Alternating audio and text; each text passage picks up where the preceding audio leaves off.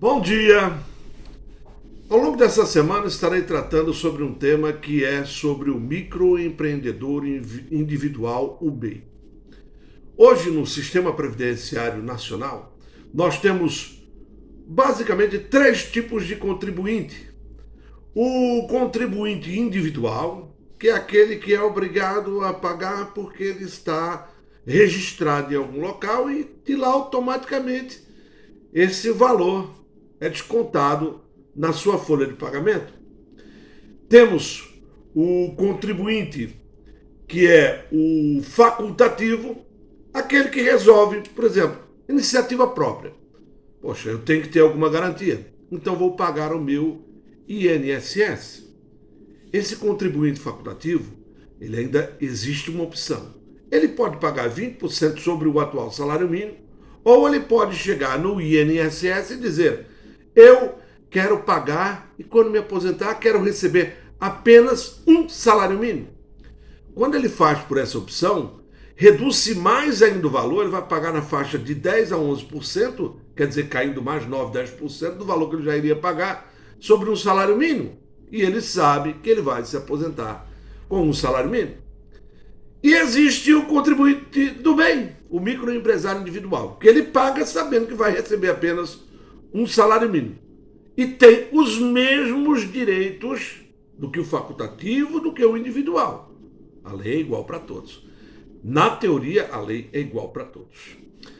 Acontece o seguinte: já faz algum tempo, e ao longo dessa semana eu vou trazer alguns documentos, inclusive, que foram encaminhados à própria administração, com relação ao MEI. O MEI é uma pessoa que ele não tem fundo de garantia, ele não tem 13º, ele não tem férias. A única coisa que ele tem e que ele possui é o direito de que, depois de pagar uma certa quantia durante um certo tempo, se acidentar, ele ter, todos os benefícios de um segurado normal do INSS. Apesar de algumas vozes da desinformação dizerem que não adianta pagar esse MEI, porque isso... Não, é mentira. Você tem todos os direitos realmente. E muita gente opta, na sua grande maioria, 80%, 90%, opta por essa forma de contribuição. Ele se torna um microempresário individual, é um empresário, tem um CNPJ, facilita-se algumas coisas. Ele pode ter um rendimento anual de até R$81 mil, faz a declaração, não vai pagar imposto sobre aquilo. É uma forma de fazer a pessoa sair, de certa forma, da informalidade e passar para contribuir. Isso ajuda todo mundo. Ajuda você, ajuda a sua cidade, principalmente o ser humano, que ele se sente contribuindo e tendo garantias que a Constituição nos dá. Porém, o que acontece? Em 2020, quem pode legislar sobre a lei é um conselho lá em Brasília. Eles é quem vão legislar e está amparado no Decreto-Lei 123. E dizia e diz que quem pode alterar, modificar para mais, para menos, tirar, colocar, são essa comissão, esse conselho.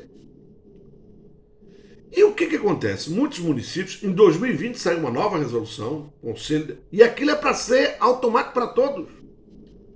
E em algumas cidades, o que aconteceu? Principalmente aqui em Guabiruba. Os administradores, mesmo sabendo que é irregular a cobrança de alvará e de vigilância sanitária, eles disseram: poxa, mas tá aí, vamos criar uma lei. Criaram lá já em 2015 alguma coisa que já deveria ter sido revogada, principalmente aqui em Guabiruba, e que continuaram cobrando o alvará de todo mundo. Continuaram, mesmo o contribuinte individual assinando um documento dizendo que ele é isento. O governo federal emite um relatório para você e diz que você é isento da cobrança de alvará e de vigilância sanitária. Municípios como Guabiruba, quando a resolução mudou em 2020, optaram conscientemente por continuar cobrando. Poxa, a pessoa já paga aquela contribuição, algumas delas se tornam empresários realmente, e dali sai para um ME e, poxa, é uma maravilha, mas a grande parte deles eles contribuem para poder ter um direito previdenciário e poder se aposentar, sonhar com a aposentadoria em algum dia. Alguns prefeitos modificaram, seguiram o que dizem, porque não é uma lei concorrente, onde pode concorrer a União, Estados e municípios. É uma lei federal, você apenas tem que segui-la. Em 2020 ela se mudou. Em 2021, o Guabiruba não alterou, deixou uma lei lá antiga e não alterou. Até porque nem teria validade essa lei de Guabiruba, nem teria a menor coerência, não existiria sobre essa lei. 2022 também não foi alterado. Eu vou mostrar ao longo dessa semana que tentei por várias oportunidades convencer o legislador, o prefeito de Guabiruba, o senhor Valmir Zirk, com pedidos de informação, para que ele revisse esse tipo de situação. Vou trazer também aqui o que foi me dito em cada pedido de informação que eu fiz. E ele foi intransigente. Que eu tinha certeza que ele nunca gostou de servidor público, tudo bem, porque ele não valoriza ninguém. Mas tem outras coisas que eu quero buscar mais à frente para falar também sobre outros temas aqui em Guabiruba, viu? Não gosta de alguns servidores públicos. Para outros, existem agora até, foi criada nessa aí da saúde, até alguns penduricários, gratificações, e tem gente que vai se enquadrar em gratificações. E eu vou falar mais sobre esse assunto mais lá na frente, porque eu estou descobrindo muita coisa. Como em Brusque, Guabiruba, na região não tem ninguém que fala mal e apenas tem esse canal aqui, que eu mesmo faço meus vídeos, eu mesmo posto. Já começaram a dizer que é Rádio Suter. Por quê? Porque na semana passada, desde quinta-feira, já tinha sido intimada eletronicamente a prefeitura, porque foi ajuizada uma petição na justiça, já que ele não atendeu a nada do que eu solicitei para beneficiar o cidadão, para se preocupar com o cidadão, para dar a isenção que a lei garante ao cidadão, de não pagar alvará, de não pagar a vigilância sanitária. Ele foi irredutível, como um bom ditador, enfiando goela abaixo para a comunidade guabirubense. Mais de 3 mil mês em Guabiruba. E todo ano, na renovação dos alvarás, ele arrecadou em 2021 e 2022, em 2021 mais de 300 mil reais, em 2022 mais de 400 mil reais. São taxas ilegais cobradas porque a lei dizia que não poderia cobrar, eles são isentos.